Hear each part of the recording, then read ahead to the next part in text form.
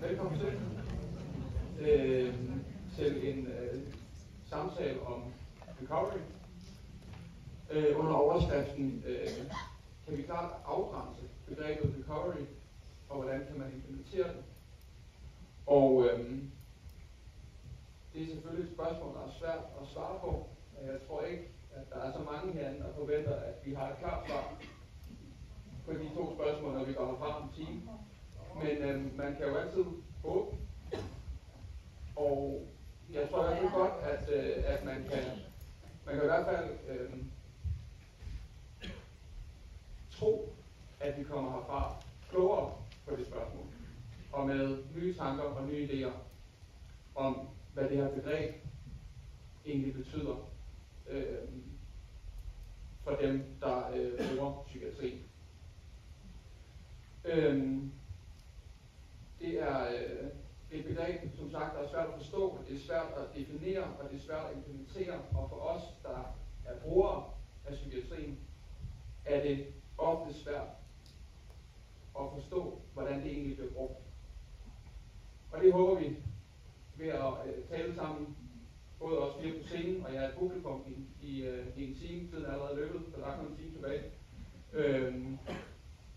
kan vi gå over på. De tre, der sidder her i panelet, det er, nu har jeg stående på en anden rækkefølge på mit papir, så nu er det første udfordring for mig som ordstyr. Der er vores venstre, min venstre, Mogens Seiler, direktør i Fountain og leder af Dansk Selskab for Psykosocial Rehabilitering. Så er der Boris Lauritsen, som er leder og chefredaktør i Outsideren. Og så er der Kasper Vestergaard, der er ledende overlæge i Opus Glostrup. Og så er der mig, der hedder Rasmus Knold Andersen. Jeg er projektmedarbejder i HB Psykiatri. Og så er jeg selv psykiatribruger og har været det i nogle år efterhånden. Det var sådan set det, jeg havde at sige til velkomst, og så vil jeg give mikrofonen til Kasper, der gerne vil sige noget mere. Værsgo. Ja. Tak for mikrofonen, og tak for invitationen. Tak til HB Psykiatri for at have været med til at arrangere denne her samtale. Mit navn er Kasper Vestergaard, og jeg er psykiater af uddannelse. Og jeg tror, at her i det her forum, så er jeg lidt i mindretal. Men det skulle jeg sige, det er, når jeg taler med mange af mine psykiatrikollegaer, det er jeg også der. Så nu prøver jeg sådan at finde en vej til igennem det her med en samtale omkring recovery. Og det har været mig på siden, hvor jeg har arbejdet med det i psykiatrisk regi siden 2016, hvor jeg første gang stiftede bekendtskab med det at arbejde sammen med mennesker med en brugerbaggrund. Og det har været en lang og enormt inspirerende og meget spændende rejse. Så det er mit professionelle, men også mit personlige liv. Vi havde aftalt som oplæg til denne her debat og dialog, samtale, at vi skulle fyre et par statements af, sådan i forhold til, hvis vi går herfra med et eller andet, vi kan tage med os på baggrund af den her samtale, så man kan sige, det er i hvert fald vigtigt. Og de statements har vi så tænkt kan være et oplæg til en dialog og en diskussion med jer. Og vi bliver også nødt til at sige, at vi havde faktisk nogle flere inviterede paneldeltagere, som skulle have deltaget i samtalen her. Fordi altså, den kvitte vil nok bemærke, at nu sidder der 4 mænd, og hvor blev Rasmus med sin brugerbaggrund? Jeg har jo ikke som sådan en brugerbaggrund, og det leder mig hen i forhold til det første statement, jeg i hvert fald mener er super vigtigt i enhver form for samtale om psykiatrien i bredeste forstand. Ikke kun regionspsykiatrien, også socialpsykiatrien og civilsamfundspsykiatrien. Og det levede liv, offentlige samtaler om, hvor det er, vi skal hen. Der skal der selvfølgelig være folk med, både med brugerbaggrund og som pårørende. Det er for mig sådan helt vildt vigtigt at understrege. Så det er i hvert fald sådan en ting, jeg synes, at man skal tage med sig. Den anden ting, den kommer helt inden fra maskinrummet af det vil sige at være psykiater. Fordi det er jo også sådan en som mig, der er med til at give mennesker medicin. Og jeg ved for rigtig mange af de patienter, de mennesker, de brugere, som jeg har talt med gennem årene, hvor at medicinen har været en del af det at kunne komme sig. At jeg har set medicin som være en del af det, der har kunne bruges til at udvikle en kobling. Og jeg skal så sige med det samme, jeg har også set det modsatte. Og jeg har også set, hvad det kan gøre ved folk, når man bliver medicineret og overmedicineret og tvangsmedicineret og traumatiseret. Men et vigtigt statement for mig, det er at i hvert fald, at sådan nogen som mig, med læge og psykiaterrollen, hvis man stiller folk i udsigt, at man skal starte dem op i en medicinsk behandling, så har man også en forpligtelse til at hjælpe dem ud af den medicinske behandling bagefter.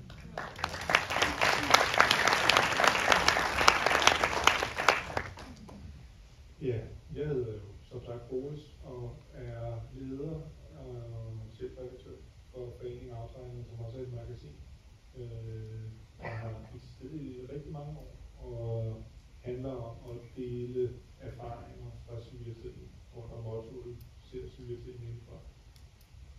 Og vi hedder også Aftegnerne, fordi vi ser mange af vores samfundsindsatser udefra, og alt det, vi ser vores samfund udefra.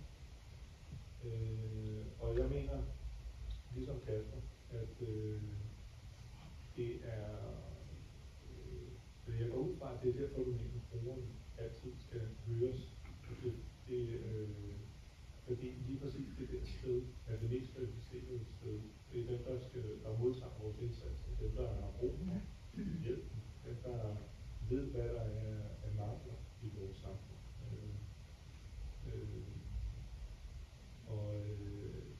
Det er også derfor, jeg har det er en af grunden til, at jeg er en brugerorganisation som Aftegner. Fordi jeg synes, at det er det vigtige. Det vi ikke som samfund er så gode til at lytte til. Vi er gode til at lytte til fagpersoner. Nu sidder vi også nogle fagpersoner heroppe.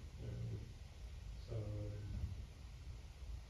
måske vi skal vende os lidt af med det, og lytte meget mere til jer og til hinanden.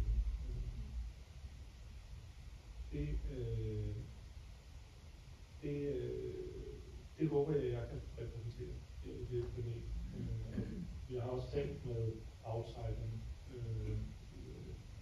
og om, hvad for 2 statements vi skal have med i den her dialog. Og den ene er, det ene statement, det er, at recovery er ikke noget, der kan implementeres som en professionel indsats.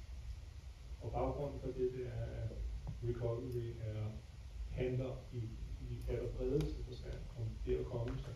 Og det er ikke noget, som vi kan systematisere. Og det er ikke noget, vi kan se. Det er ikke en lineær proces. Det er nogle gange endda en kaotisk proces. Det tror jeg, mange, der er i gang med, eller har prøvet at komme sig, ved, at nogle gange var det at sidde i det dybeste hul, det der gjorde forskel. Selvom det er paradoksalt at sige. Og det andet statement, vi har talt om, det er, at vi skal passe på med at fokusere, eller lede efter løsninger i psykiatrien, men netop lede efter løsninger i samfundet i den allerbredeste forstand igen. Og ikke kun i vores systemer, men netop også i civilsamfundet. Hvordan kan vi understøtte, at vi får gode liv i det hele taget? Det håber jeg, at I vil være med til at tale om det.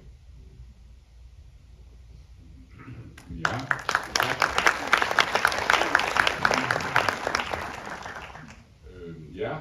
Jeg hedder Mogens, og som du har sagt, kommer ud fra Østerbro fra Fountain House derude, og så arbejder jeg også organisatorisk med at prøve at sætte en anden dagsorden for indsatsen over for mennesker, der kæmper med psykiske udfordringer.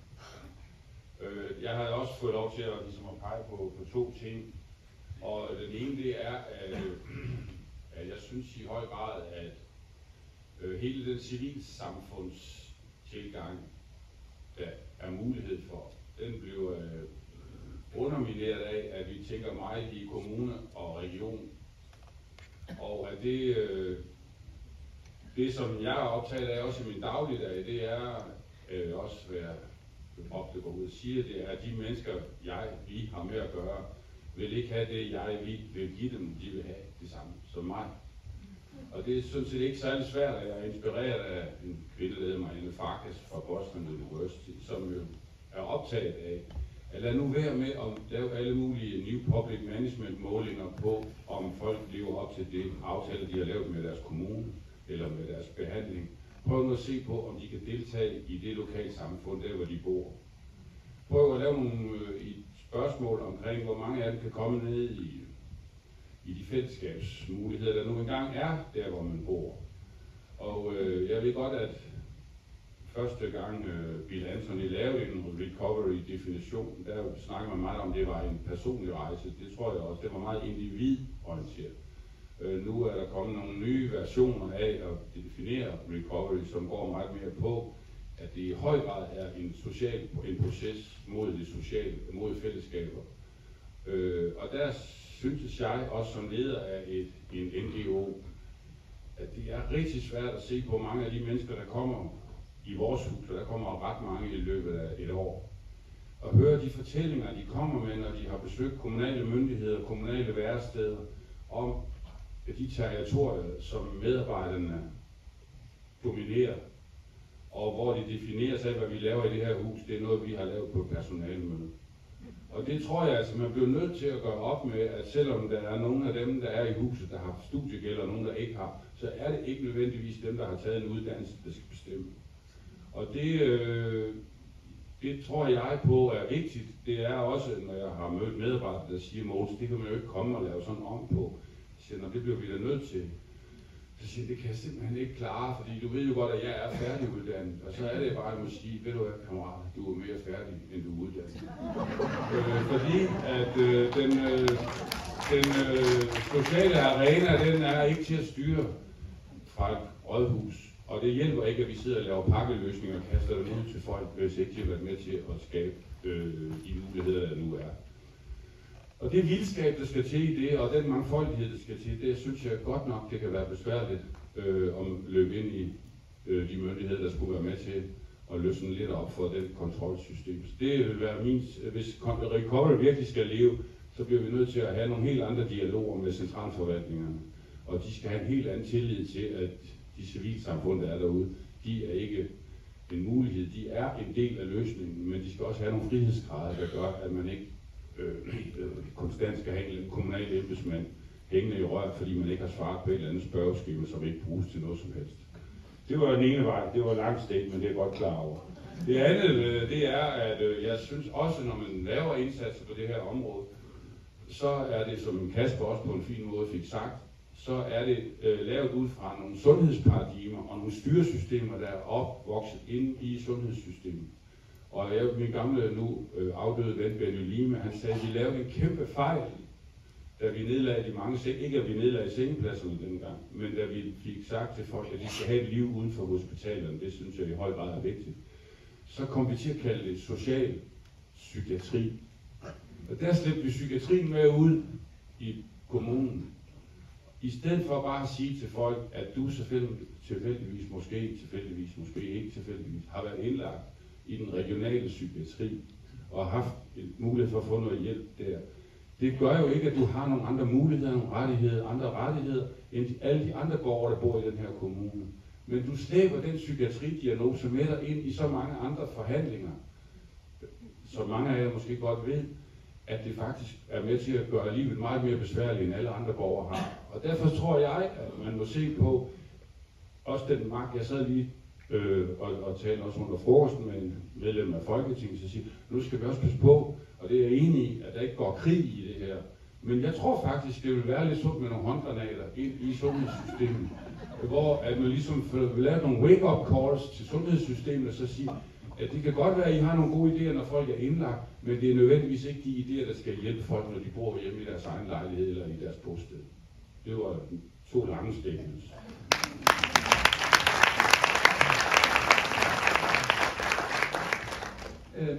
Tak. Jeg har også et enkelt med, og det er ret kort, som vi har lavet i HB Psykiatrien, og det er egentlig ret simpelt, fordi og jeg tror egentlig, at alle tre her er enige i det, jeg kommer til at sige, og jeg ved også, det lærte jeg i formiddag, at Poul Nyrup var også meget enig, og det er det her med at få bygget de her broer mellem de forskellige områder. Fordi jeg er fuldstændig enig i, hvad du sagde, Boris, det der med, at der er ting, som psykiatrien ikke kan hjælpe med. Og omvendt er der også ting, som civilsamfundet ikke kan hjælpe med. Problemet er, at vi rigtig, rigtig mange har brug for begge dele. Og specielt i forbindelse med, altså nu taler jeg bare min egen erfaring, i forbindelse med skift. Jeg har stadig til at blive afsluttet i psykiatrien. Det ved jeg, det kan være en ret voldsom oplevelse for mange. Men jeg har prøvet at blive udskrevet for eksempel. Og den forandring, der sker, når man forlader et sengeafsnit og går ud i verden, der ville det i min situation, og jeg tror også for rigtig mange andre, have været en helt enorm forskel, hvis afstanden fra sengeafsnittet til civilsamfundet havde været kortere. Fordi min erfaring er, at jeg begyndte først for alvor at have en idé om, at der var det her kæmpe område i civilsamfundet, der arbejdede for og med personer med psykisk sygdom. Det fik jeg ved af en udskrivningsmentor i socialforvaltningen på Svanevej 10 måneder efter at blive udskrevet. Sidste gang jeg blev udskrevet, ikke? Og det kunne man jo godt have gjort før. Og det kunne have hjulpet mig, og det kunne have hjulpet rigtig mange andre. Og så kan man jo selvfølgelig sige, at det er også noget, man selv har opsøgt, men det er vi jo mange, der ikke kan. Så det er ligesom, det er jo ligesom udelukket. Jeg tænkte, at det er nu, at vi måske gerne vil høre lidt, hvad publikum har af spørgsmål og kommentarer til det, der er blevet sagt her. Og jeg tænker, at vi kan gøre det på den måde, at det er Lotte Frost, formand i HB Psykiatrien, der har mikrofonen. Og så kan I jo bare række hånden op, hvis I har noget på hjertet, og så skal hun nok finde jer. Og så kunne det måske faktisk godt være, at jeg kunne tillade mig at stille et spørgsmål til jer, imens Lotte leder efter nogle spørgsmål fra jer. Kan man gøre det sådan? Og der var et allerede der. Så springer mit over. Er den tændt? Ja. Godt. Nu er det Mogens, der nævnte, at der var en folketingspolitiker, der havde nævnt, at nu skal vi passe på, at det ikke bliver en krig. Og jeg synes jo, det er interessant, at du siger, at måske er der behov for at blive sprængt en granat. Ser I, at psykiateren har alt for stor indflydelse? Jeg stopper mit spørgsmål her. Jo, og jeg hedder Karin Littorp, så jeg var den omtalte folketingspolitiker. Tak. Vil du gerne spørge på det?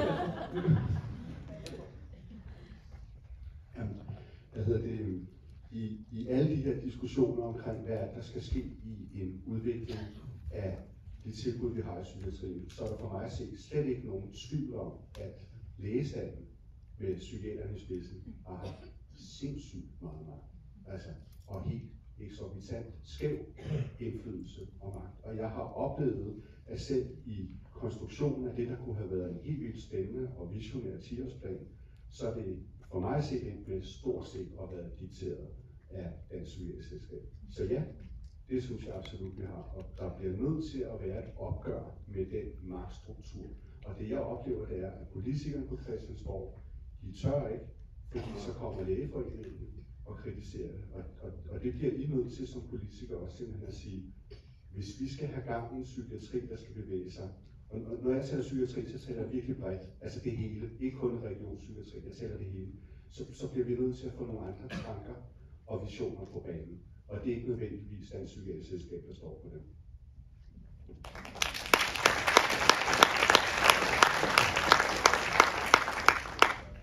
Ja, altså, jeg ville se dum ud, hvis jeg sagde nej. Jeg synes ikke, psykiaterne har for meget vej. Så det siger jeg ikke. Men jeg vil sige, at vi også som borgere har et ansvar for ikke at lytte og ikke kun at se til psykiatrien, når vi leder efter løsninger. Og det er nemlig ikke psykiatriens skyld, at alt for mange menneskelige problemer bliver ledt ud i psykiatrien. Når du møder op i jobcentret, fordi du ikke har et arbejde eller ikke kan komme op om morgenen, så siger de psykiatri. Når du har problemer med at følge med i skolen, så siger de psykiatri. Og så kommer du på en venteliste osv.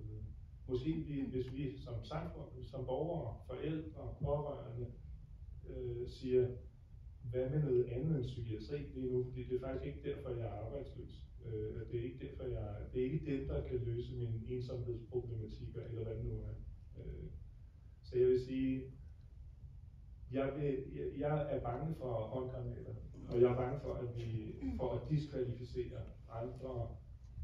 Jeg for eksempel diskvalificere den del af, eller den rolle, psykiatrien trods alt kan spille for nogle mennesker.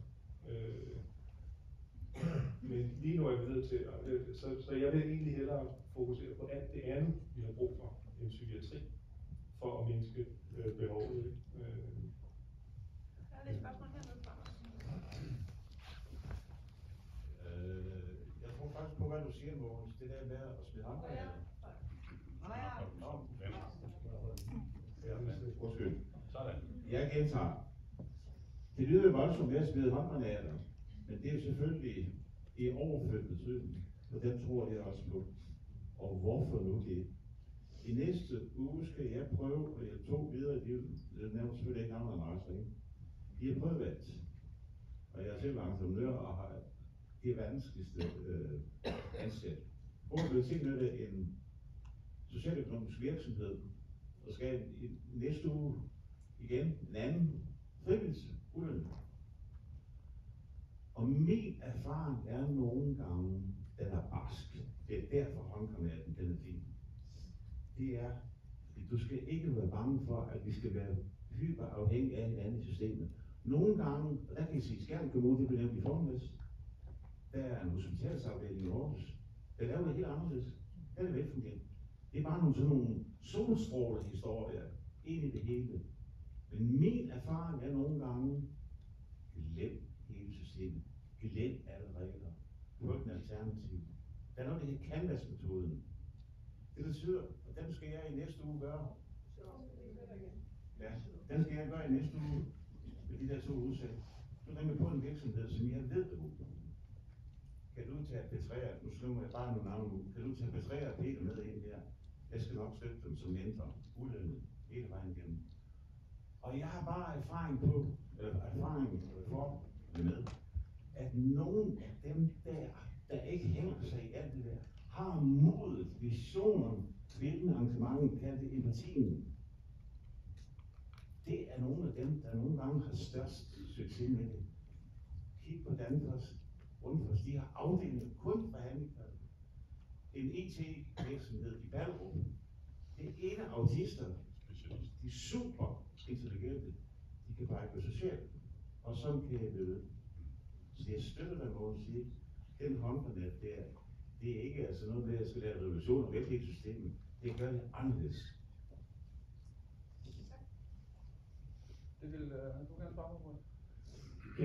Ja, men der er jo ikke en tvivl om, at der er behov for massive ændringer i vores samfund i det hele taget. Så spørgsmålet er bare, om vi... Jeg giver dig ret i, at der er brug for nytænkning og nye løsninger. Men min pointe er indtil videre, også efter din kommentar, at måske er det ikke psykiatrien, der skal gøre alt det der. Måske er det meget vigtigt, at vi ser på nogle andre steder hen, og du siger også Danfoss, Grundfos, erhvervsliv, civilsamfund, Du siger også social, det skal hedde noget andet end socialpsykiatri. Vi skal væk fra den her forståelse af, at psykiatrien skal løse alle vores problemer. Det er måske en meget mere effektfuld håndgranat at sige, at vi skal lede efter nogle løsninger andre steder. Og det kræver investeringer, og det kræver, at vi leder efter de gode argumenter for det, men det er et fokusskifte, der er brug for. Der var en hernede, der rakte hånden op. Var det her lige foran? Er det okay, Rasmus, når vi jeg kan tage det ned fra? Ja, vil du sige noget? Ja, altså selvfølgelig er det jo i overført betydning, men jeg tror bare, nu kommer jeg til at indrømme det, men min gamle ven Preben William lærte mig jo, at i alle firkantede systemer, der er jo nogle runde mennesker. Og dem tror jeg, vi skal finde frem nu. Og de skal turde også at kunne udtrykke sig frit i det der magtsystem, der er. Fordi jeg er godt klar over, at nogen i den lægefaglige, sundhedsfaglige verden, der begynder at se på det her paradigme, vi måske nu kan tale frem, de bliver ikke særlig populære. De får ikke de forskningsstillinger, de skal have. De får måske vanskeligt ved at få ansættelser der, hvor de havde nogle drømmejobs. Så der er også det skal være nogle modige mennesker, der står inde i den anden lejr, der begynder at lave alliancer om på den anden side. Og det tror jeg, dem skal vi behandle rigtig pænt, når vi opdager, at der er sådan nogle naturtalenter derude. Fordi de har det ikke vildt fedt der, når der bliver en faglig møde i det lægefaglige system. Det tror jeg, vi skal se på. Så tror jeg også, at vi bliver nødt til at sige, mens vi nu sidder her og vil løse den her aktuelle situation, nu runder vi snart 600.000 mennesker, der har en diagnose i det her samfund. Og vi grinte lidt dengang Paul for 15 år siden sagde, at det kunne være din datter, eller det kunne være din søn. Nu tror jeg ikke, der er nogen af os, der næsten kan slippe gennem vores egen familiære system, uden at vi slipper rundt på et dejligt familiemedlem, som også går hen og får afventer, at man kan få sin diagnose, så man kan få sin behandling. Og det tror jeg er det tror jeg faktisk også, vi bliver nødt til at være opmærksom på, for lige nu, mens vi sidder her, så producerer vi noget, som jeg tror simpelthen ikke, vi kan blive ved med at løse med at lave indlæggelser på et hospital. Vi bliver nødt til at se på, hvordan pokker er det, vi vokser op i det her samfund, og skaber nogle unge mennesker, som kan være velegnet til at indgå i fællesskaber. For jo flere individualister vi laver, jo flere patienter skaber vi i min optik. Og jeg synes, at vi bliver nødt til at tage folkeskolen med ind i det her. Se på, hvordan de sociale medier påvirker folks trivsel, eller mispåvirker det, hvis man må sige det så. Så samtidig med, at vi nu skal skabe en ny vej for den her generation, som vi nu ved ikke, I er ikke så gamle som mig alle sammen, men det der tror jeg, vi bliver nødt til også at kigge lige ned og tage et ansvar på dem, der kommer efter os, for lige nu der står der altså en kæmpe række. Jeg bor lige over for Bispebjerg Hospital, jeg kan jo se alle de der unge familier, der kommer gående over, fordi nu skal de så over have udredningen foldet ud, sådan at familien kan få den hjælp, de har brug for. Men den lille pige, hun har ikke været i skole i sidste 8 måneder, og dermed, hvad pokker man, der skal ske i resten af hendes liv.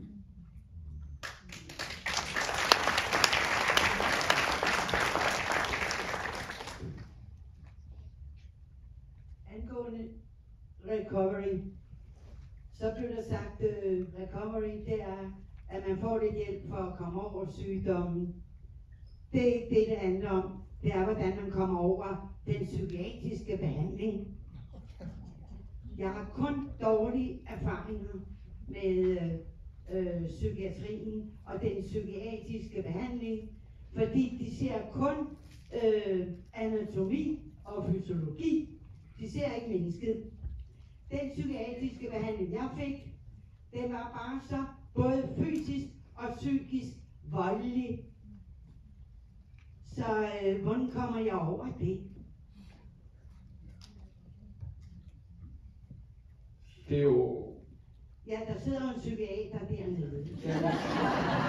Ja, og han får også mikrofonen lige om lidt, men der sidder også en patient i psykiatrien. Og jeg synes, det er forfærdeligt at høre altså det, du fortæller. Ja, og så har jeg endda undgå at sige, hvad det består af. Ja, og det kan jeg godt. Altså, det var ikke kun medicin. Nej,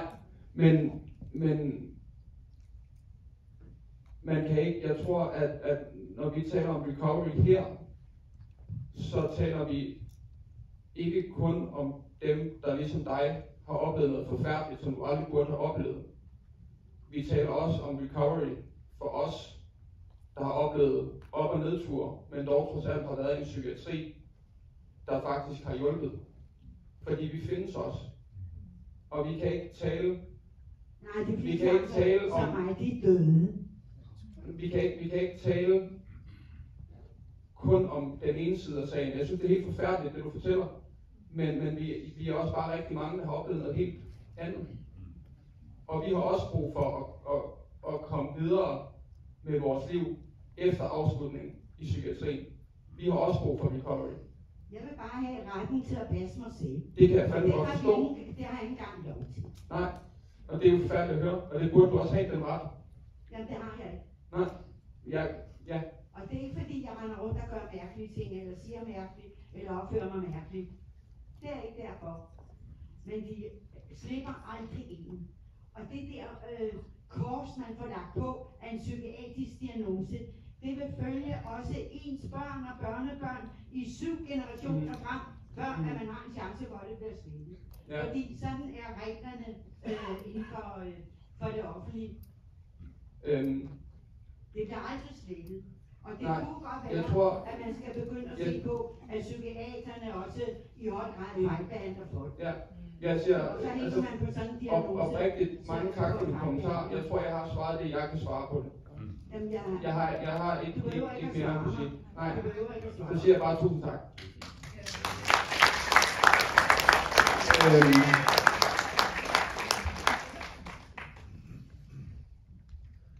Du havde hånden op lige før, hvor du blev sprunget over, Kasper. Ja. Du vil gerne sige noget på mig. Ja. Det må du meget gerne. Og den går på, jeg synes, at der er nemlig utrolig mange, som har, alt for mange, som har dårlige erfaringer med behandling i psykiatrien. Der er heldigvis også nogen, der har gode erfaringer. Og jeg vil sige, meget af det, meget af det gode folk fortæller, og meget af det, de har til fælles, det er, at der var en tydelighed i, hvad psykiatrien ikke kan og ikke skal levere. Og til dig, Laura, vil jeg sige, det er den bearbejdelse og vej tilbage til et almindeligt liv som ikke-patient og som almindelig menneske. Den skal du ikke finde i psykiatrien. Den skal du finde blandt andre, der har haft lignende erfaringer på godt og ondt med livet. Og det er de svære at finde, fordi vi er ude i civilsamfundet og i de her organisationer, vi kæmper for at få råd til at betale huslejen og så videre. Så der vil jeg sige, der kigger jeg også på nogle politikere i ny og næ og tænker og siger til dem, hvad med også at fokusere nogen, hvis vi, når folk mangler relationer, skulle vi så ikke også prøve at investere i relationer? Når folk mangler nogle ligesindede og undersøge livet med, skulle vi ikke prøve at investere i det, og ikke kun i behandlinger og i systemer? Det er den lange vej, men det er måske den, der matcher med livets forhold.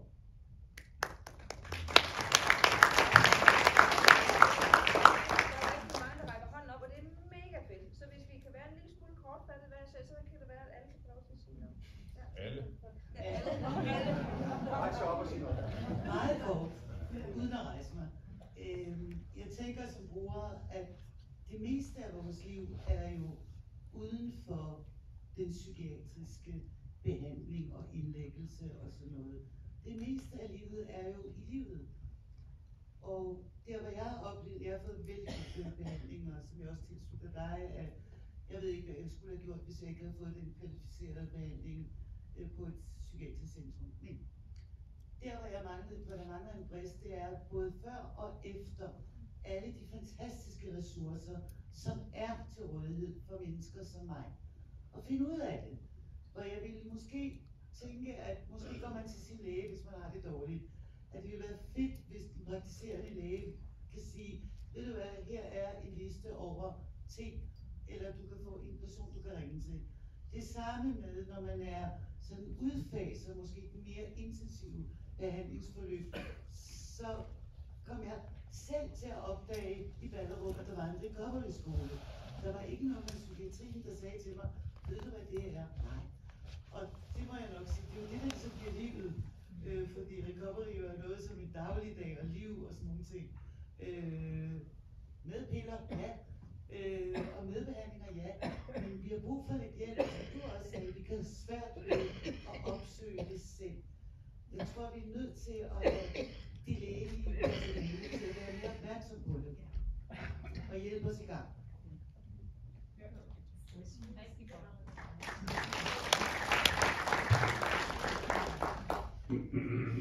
Men det som du har fat i der, det en englænder, han siger det der, what it seems to matter most is have a place to recover into. Og det er jo det, der er mulighed, og det kender jeg jo godt fra København, hvor jeg nogle gange så møder mennesker, der også arbejder i Københavns Kommune, energiske, dejlige frontmedarbejdere, som siger, hvor arbejder du? Jamen jeg arbejder så i Favnshavn. Hvad er det? Nå, men er det... Nå, men det er sådan. Så siger han, dem du har med at gøre, de bor jo lige der ved siden af Mamma Mia. Mamma Mia? Hvad er Mamma Mia? Nå, men så er der nogen, der bor lige ved siden af Thorvaldsen. Thorvaldsen? Hvad er Thorvaldsen? Altså det landkort, det er simpelthen ikke spredt nok ud, for der er jo masser af dejlige steder med lys i vinduerne og musik i kælderen, og folk, der kan male og lave ler og spille og kramme hinanden og danse. Men der er bare alt for mange mennesker, som er underinformeret. Altså det, der er jo forfærdeligt for mig at se, det er jo, at det er folk, der har siddet op på rådhuset og talt med mennesker om, at nu kan du bare gå hjem. Men hvorfor fanden hopper de ikke på 2 elcykler, og så kører ud og se på det landkort af muligheder, der er, og mennesker har liv i øjnene? Det er der ikke tid til, fordi vi skal fylde et eller andet lort ind i en eller anden computer, så nu skal vi dokumentere, at jeg har siddet og snakket med hende i 22 minutter, og vi havde egentlig kun 18 minutter, og de 4 minutter ved jeg ikke, hvad jeg skal gøre ved. Det duer fandme ikke, så må man op på cyklen og ud i samfundet og se, hvad der sker.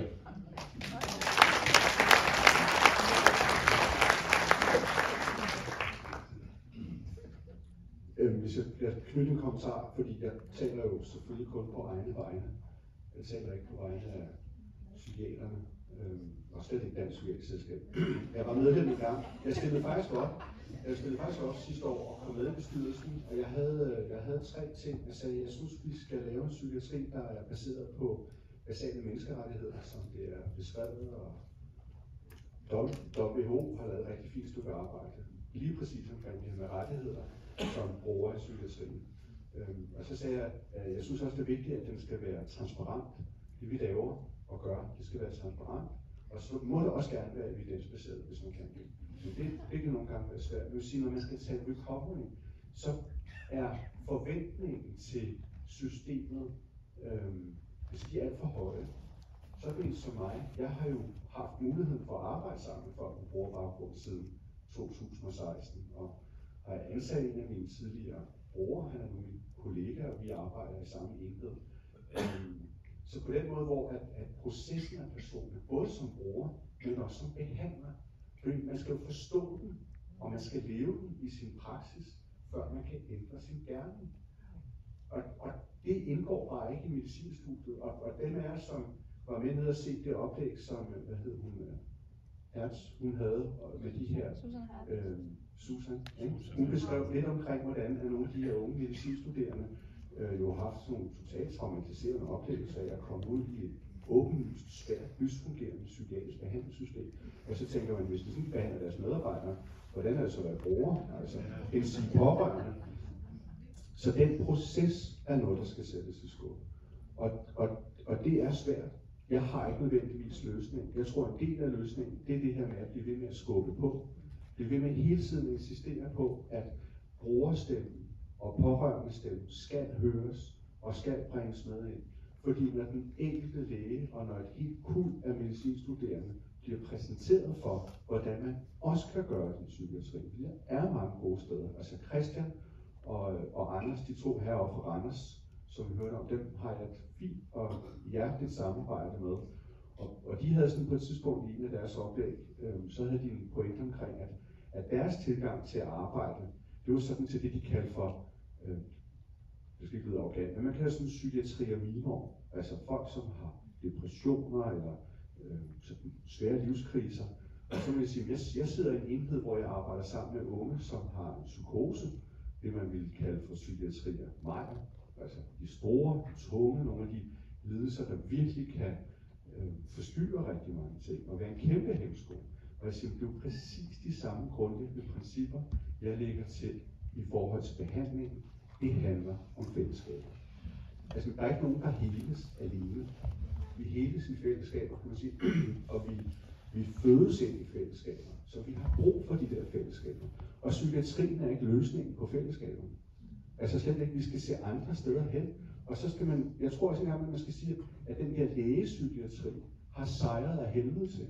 Vi har fået beskrevet en historie om, at hvis du har det dårligt, så skal du bare komme til os. Så kan du få en diagnose, og så kan du få en behandling. Og det er jo løgn. Altså, det passer ikke.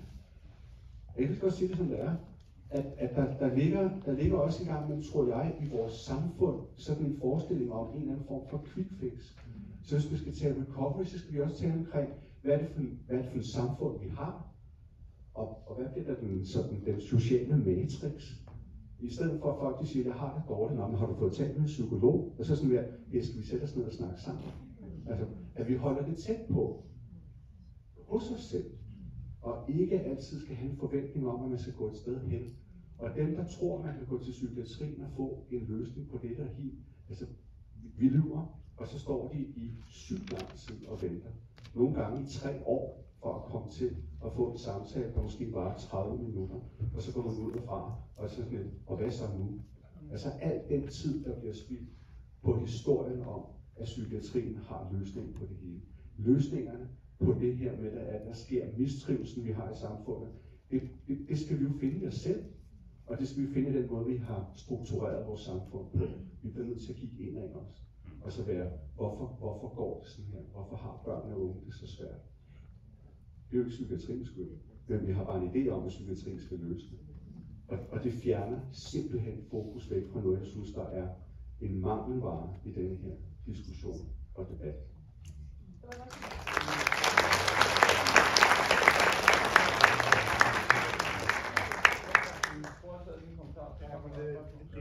Jeg synes faktisk, det blev sagt. Okay. Jeg tror, der er 10 i kø, jeg er nok, jeg kan ikke huske rækkefølgen, men bear with me, du er på. Okay, Anton? Ja. Bare ikke om mig selv. Jeg lige først og fremmest giver dig rigtig meget ret. Jeg sidder i Københavns Kommune på 3. år nu som recovery mentor, og jeg arbejder stadigvæk til daglig med at få mine kollegaer til at forstå, at vi skal kigge ud, og vi skal ikke bare prioritere og lave ting i huset, men at komme ud. Og det er stadigvæk på daglig basis, så det er noget, der tager tid nogle bare. Det jeg egentlig vil stille her, og bare lige tage op, som er et tema, jeg sidder i, det er mange år siden, at jeg har fået en diagnose, jeg er kommet ud, jeg vil sige, jeg er fuldstændig rask, hvad man nu definerer det. Jeg har tilfældigvis også grund til at være i den almindelige sundhedsvæsen af nogle andre grunde, og der blev jeg konfronteret med nu, at jeg har en diagnose på papiret. Og så fik jeg lov til at få et møde med den afdeling, hvor jeg var indlagt på, og hun kiggede mærkeligt på mig og lederen og siger, at det har vi da aldrig overvejet, hvordan man kunne fjerne en diagnose igen. Fordi at nu er du ikke i vores system mere, du blev jo ligesom udskrevet, før man egentlig er rigtig rask. Så kunne jeg gå til en psykiater, som jeg selv kunne bestemme, eller betale for, men det kommer jeg alligevel ikke ind og stå i de papirer på den måde.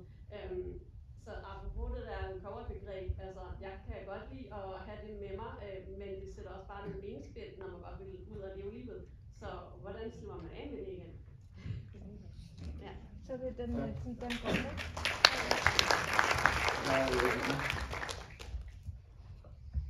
Det vil jeg enormt gerne også høre et svar på fra en anden. Skal vi have flere spørgsmål i stedet for? Okay, ja. Men så må vi vente lidt endnu. Jeg hedder Birgitte Giftberg, og tusind tak, fordi I alle sammen stiller op, og i virkeligheden vi får en masse forskellige perspektiver på. Altså jeg er så meget optaget af det der med, at vi bruger så mange kræfter på at lave en masse fine dokumenter. Og hvorfor er det så, at vi ikke bruger dem? Altså vi har for eksempel fået lavet, nu siger vi, jeg har ikke engang selv været med til at lave dem, men der er nogen fra det civile, der har lavet dem. Altså de udskrivningsguide, ikke? Som man jo virkelig politisk har vedtaget, den skal altså udleveres, når du bliver udskrevet fra Region Hovedstaden. Altså hvordan kan vi hjælpe hinanden med at huske, at det her det er et dokument, der er lavet, som er lavet af tidligere brugere og pårørende, og en masse gode frivillige kræfter.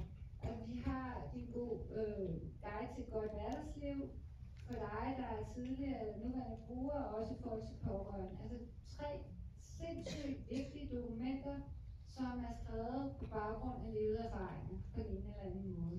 Så det der med at få highlightet og få brugt noget af det, som vi allerede har.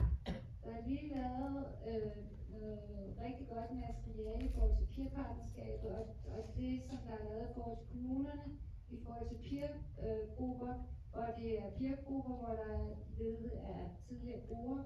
Altså, vi skal understøtte, at det her det er noget, vi får frem, så det ikke kun er den fagprofessionelle del, som kommer til at sætte dagsordenen, men vi i virkeligheden kan sige, at vi har faktisk nogle ledererfaringer her.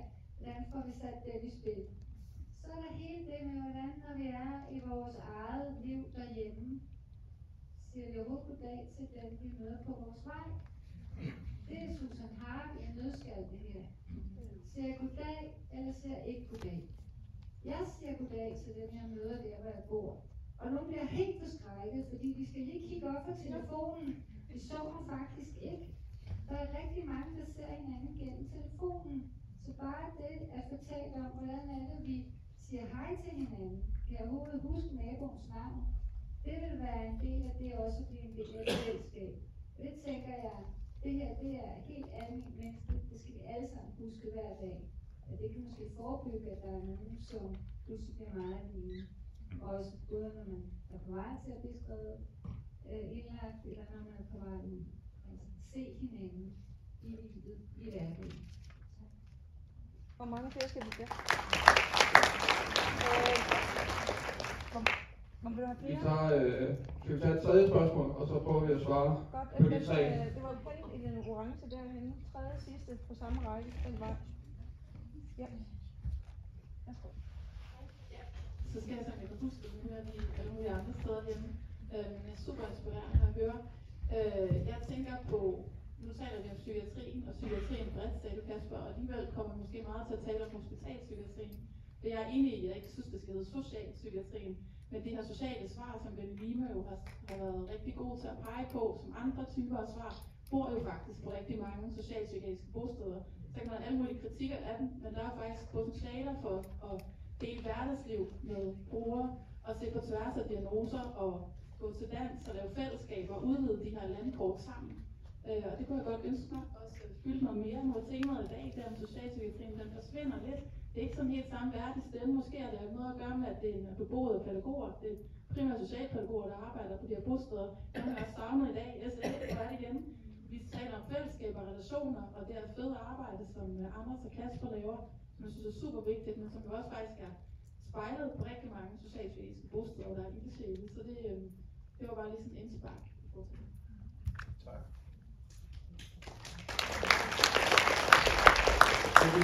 Det vil gerne svare på.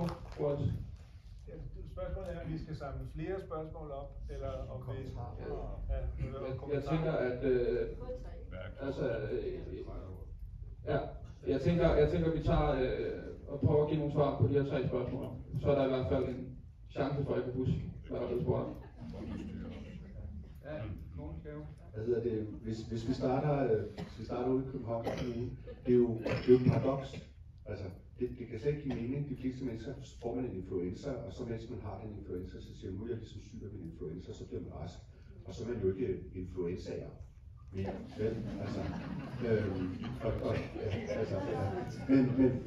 Og det der med, at vi har jo faktisk et system, hvor at vi kan sagtens stille diagnosen, men det med at blive afdiagnostiseret, det er virkelig vanskeligt. Jeg bruger en del tid på det selv, ude hvor jeg sidder i min enhed, fordi jeg får henvist mange unge, og så tænker man, at de har nok en skizofreni-diagnose. Og det er sådan en besynderlig størrelse for dem, der kender det. Og det kan være alt muligt andet. Men at stille en diagnose, det kan du gøre på 10 minutter. Og afdiagnostisere bagefter, det kan virkelig tage lang tid. Og det er et kæmpe problem, at mennesker, som tidligere har fået stillet en psykiatrisk diagnose, vi ved, at de oplever en dårligere behandling i det somatiske behandlingssystem. Punktum. Og det er et kæmpe problem. Altså.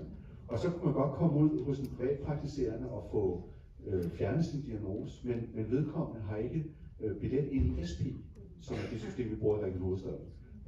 Og det er jo det, alle står op i, hvis man henvender sig i stedet.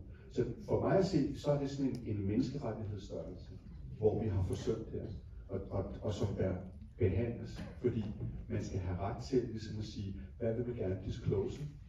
Og hvis man ikke længere har sine symptomer, så skal man heller ikke have diagnosen. Altså sådan i den forstand. Og så man har mulighed for faktisk at blive behandlet som alle andre ligeværdigt. Det andet, det er jo håbløst. Ja, det var... Ja, og det er egentlig også det, recovery-bevægelsen er vokset ud af, at et opgør med den forestilling, at man ikke, at psykiske lidelser er kroniske. Men recovery betyder at komme sig, ergo man kan komme sig. Det er ikke sikkert, at alle gør det, fordi de er forskellige årsager. Nå, i forhold til alle de spørgsmål her, det var mange. Og alle de kommentarer, de rejser en hel masse store spørgsmål. Jeg får lyst til at kaste igen det her, et begreb ind, som måske også er en håndgranat, måske ikke. Det er afpsykiatrisering. Måske, og det er ikke kun vores samfundssystemer, men det er faktisk også vores egen måde at tænke på, der skal afpsykiatriseres. Fordi når vi, og du sagde det også før, når en ven kommer og siger, at jeg har det dårligt, så spørger man, har du været til en psykolog, eller hvis det er rigtig svært, det du er i, har du været til en psykiater. Og måske man skulle lige tage det kvarter, eller 20 minutter, eller 3 dage, eller hvad, være en god ven før. Start der. Ikke det psykiatriske sted, men start det menneskelige sted. Det ser jeg som en stor mangel i vores liv. Vi fiser det her i systemerne og i behandlingsprojekterne, og jeg ved ikke hvad. Lad os lige være mennesker først. Jeg får lyst til at bidrage med en enkelt praktisk løsning, og det er egentlig lidt skamløs selvreklame for aftegnede. Vi har siden 2019 lavet det, vi kalder brobyggende mødesteder i et psykiatrisk ambulatorium, Hus og Psykisk Sundhed i Valgfældsgade. Og det har i sin enkelhed handlet om, at vi er gået ind og lavet civilsamfunds... Vi har simpelthen bare været outsiderne inde i huset.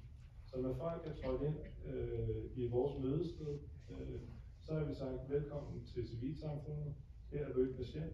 Det er du på den anden side af den der tærskel. Her der laver vi fede ting sammen, og du siger musik i kælderen og alt det der. Det er også det, vi gør ude i outsiderne. Og også inde i psykiatrien. Og der er... Lige nu kæmper vi for at finde finansiering til sådan en skidegod løsning. Alle ser det. Jeg ser faktisk ikke nogen psykiater sige, at det er en dårlig løsning, fordi de kan se, at folk er glade. Men vi kan som samfund ikke finde ud af at finansiere den slags løsninger, fordi det er et spørgsmål om at spare en sygeplejerske eller en stilling væk til fordel for det her. Så der ser vi igen til nogle politikere, der skal øremærke nogle penge til civilsamfundet. Det er en praktisk løsning, og den lyder måske kedelig, men jeg tror, det er vejen at gå.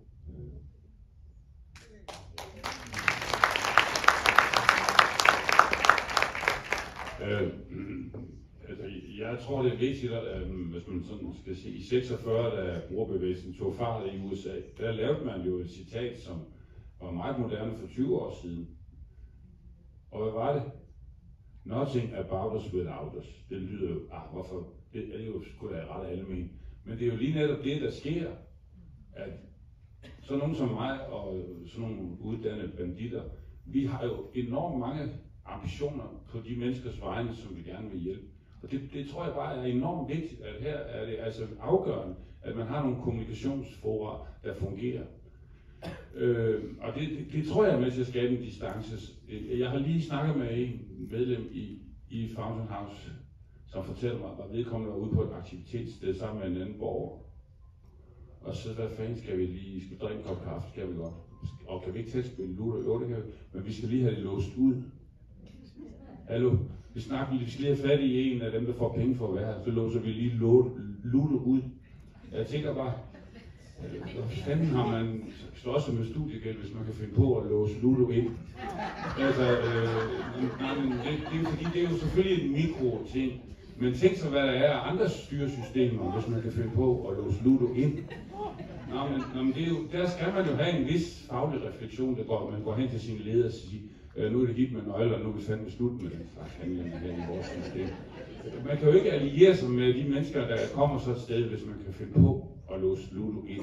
Altså det er bare, jeg ved, og det var egentlig det næste, jeg ville sige, det var, at til et andet spørgsmål, der var, det var det der med diagnoser. Vi har faktisk, og der er I velkommen, hvis I er i København den 10. World Mental Health Day, der har vi fokus på rettigheder. Og nu har vi prøvet at gå rundt og lave nogle interview i huset, og der er faktisk en del, der siger noget af det, som Kasper siger, at det der med, det der med ulighed i sundhed. Altså en fyr fortæller mig, at han har så ondt i ryggen, og det er der en grund til, at han har faktisk fået en diskusprolaps, men tager over på Bispebjerg Hospital, så kigger de i hans journal, og så siger de, tror du ikke bare, det er noget, du forestiller dig? Altså nu er jeg selv opereret 2 gange i ryggen, det er ikke noget, jeg har forestillet mig sådan særlig meget, men jeg blev da trods alt opereret ret hurtigt. Det blev han ikke, og dem kom der faktisk nogle stykker af det der med, at min diagnose forfølger mig, også i de handlinger, jeg har mulighed for. Og det tror jeg også er vigtigt, at man husker på, når man er i systemet, at man kan tænke, det ville vi da bare have gjort. Ja, men så nemt er det bare ikke for de mennesker, der har været igennem systemet, der har det frimærke på ryggen. Og det synes jeg er helt urimeligt. Det sætter vi fokus på sammen med Institut for Menneskerettigheder og faktisk også en WHO-person den 10.10. Ja, tror jeg var det.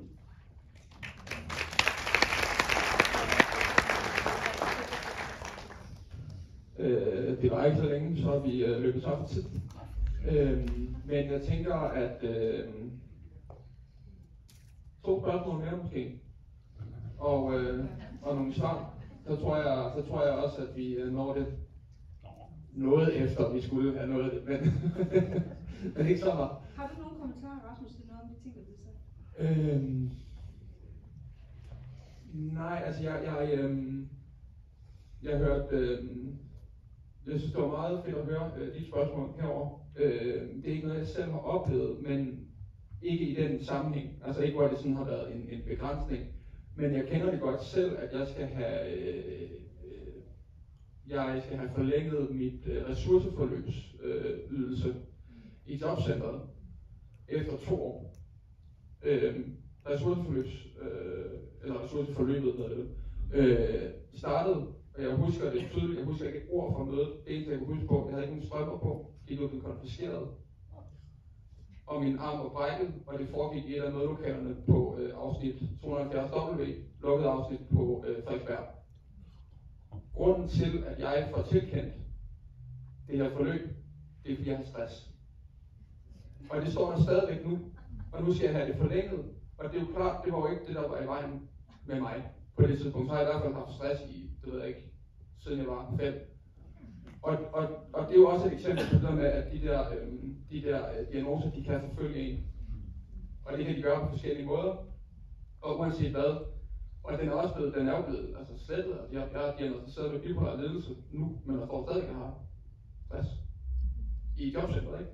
Og det har ikke haft de der konsekvenser, lidt som du fortalte med ham med diskusprolapsen, heldigvis, men det er jo stadigvæk fuldstændig vanvittigt, ikke? Ja, så det tænker jeg. Ja. Og så tager vi på spørgsmål. 2 gode spørgsmål. Jeg håber, jeg har en der, så var det... Ja, dig derovre. Ja, yes. Så er nødt til at skrive bare... Gør det kort. Gør det kort? Gør det kort? Ja, det er meget, meget kort. Altså, der er bare én ting, jeg tænker på. Nej, men vi har en derovre først, så er det først, og så kommer du på bagefter, så Kast. Jeg vil prøve at gøre det kort. Jeg er selvstændig psykoterapeut og har været det i 15 år, og arbejder med mange af de mennesker, vi taler om her. Og jeg er også uddannelse socialpædagog og har arbejdet i psykiatrien og i socialpsykiatrien også mange år. Og det jeg får lyst til at sige er, at jeg har faktisk været konsulent i mange af jobcentrene, som har hyret mig til at samtale med de mennesker, som lige er knækket. De er blevet fyret, de er blevet gået op i stress eller andre diagnoser, eller måske ikke er diagnostiseret.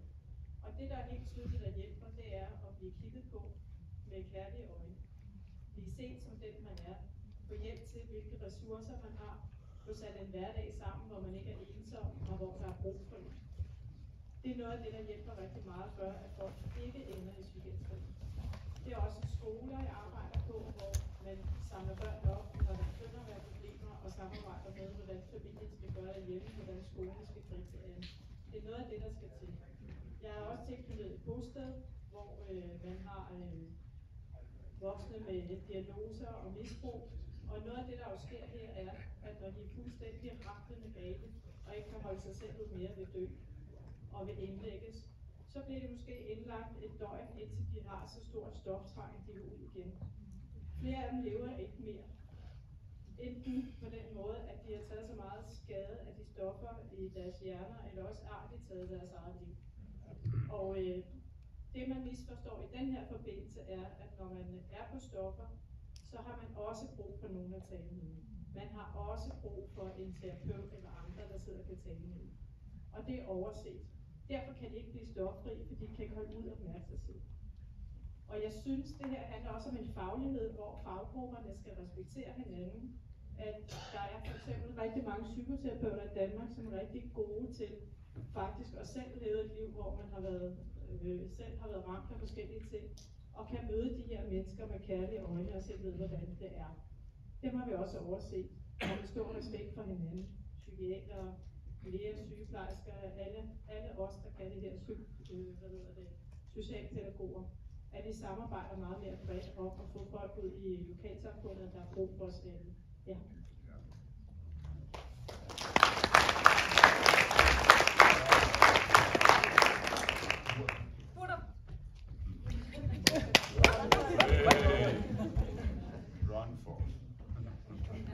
Sidste spørgsmål. Jeg kan nærmere lige sige det om, jeg skriver og laver interviews for Outsider. Jeg vil bare sige, at psykisk mistrivsel, jeg tænker nogle gange, skal man lige tilbage til start. Psykisk mistrivsel er et menneskeligt grundvilkår. Og det er fordi mennesker er nogle sårbare væsener. Og når vi snakker om systemer, og det store system vi er op imod, ja, vi er et system i en krop. Vi bygger systemer inde i vores selv, vores tanker. Og de systemer, der er, har vi selv lavet. Så det er sådan set bare vil sige, det er, at når det hele faktisk kommer ud af os, så må vi også kunne lave det om. Tak.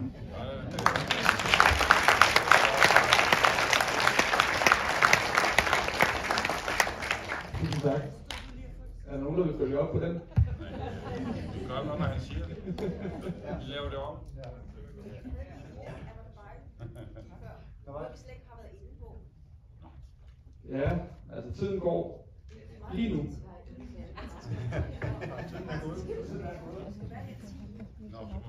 Nødt til at stoppe. Nej, vi har lidt tid. Må jeg bare lige sige, i forbindelse med psykofarmaka, det bliver givet ud som slik, og som det første, man kan give. Det er noget, vi har prøvet lidt for hurtigt ind over, synes jeg, i denne her optagelse, det her samfund. Kan vi ikke lige få Kasper til lige at sige bare et ord om det? Noget med lægemiddelindustrien, altså noget med den kæmpe magt, der er der. Og det er det, jeg godt vil sige. Ja. Hvad gør vi ved det? Jeg synes, at Kasper, hvis du har lyst til at sige noget om det, du ved ret meget om det, men jeg tænker også, at det er ikke noget, vi når at få svaret på her 1 minut efter tiden er gået. Men et enkelt svar, tænker jeg. Vi er sådan en lille gruppe af læger, som går under sloganet no fucking sponsors. Altså forstået på den måde, at og vi var faktisk også, det var et samarbejde med flere af mine kollegaer. Først da vi var yngre psykiater, hvor vi fik medicinalindustrien ud af yngre psykiaters årlige årsmøde, og efterfølgende så fik vi også medicinalindustrien ud fra Dansk Psykiatrisk Selskabs årlige årsmøde. Fordi der er simpelthen et paradoks i, at du har 6, 8, 10 firmaer stående, til det, der skal være det faglige sådan årsmøde og promovere deres produkter. Det er jo åbenlyst helt forkert. Så der er ingen tvivl om, at medicinalindustrien har været med til at forme den tænkning, der er. Og det er gået fint parløb med sådan en biomedicinsk tænkning, som jo er grundlaget for meget af det, man tænker og bliver uddannet i som læge. Og det kan være fint, hvis du er kardiolog, men i psykiatrien, så har vi at gøre med en anden type problemstilling. Så den farmakologiske behandling, det kan være en blandt rigtig mange andre ting, en behandling kan hvile på. Og nogle gange, som jeg startede med at sige, så kan farmaka være en del af løsningen, men oftest så med midlertidigt, og ikke nødvendigvis livslangt, og ikke i store doser.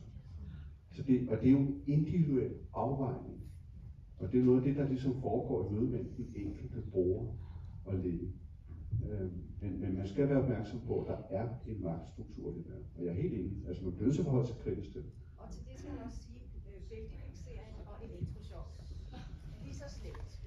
Jeg vil gerne lige supplere her. Og det er, når nu sidder vi her i et større forum, og jeg kunne godt tænke mig at sige, hvis nogen af jer eller jeres pårørende eller venner besøger en psykiater, og psykiateren siger, her der har du en pille, og ikke andet, så må I godt lige spørge, skal jeg gøre noget andet i mit liv, end bare tage den pille? Mit indtryk, det er faktisk, at flere og flere psykiatere forstår det her efterhånden. De begynder til, forstår de det på deres måde med kramsfaktorer, og det er en god måde lige at huske kost, rygning, alkohol, emotioner, sociale relationer osv. Det virker også. Måske, så jeg vil sige, vi nærmer os altså noget mere fornuft i forhold til, hvordan vi skal behandle de her meget svære menneskelige problemstillinger. Jeg vil gentage igen, vi skal passe virkelig på med at diskvalificere hinanden. Du sagde også noget i forhold til det her med de forskellige fagligheder. Jeg kender mange, der har fået hjælp i psykiatrien. Jeg vil ikke være psykiatrien foruden, men det er en helt særlig psykiatri, der forstår, at den ikke kan det hele. Det er vigtigt.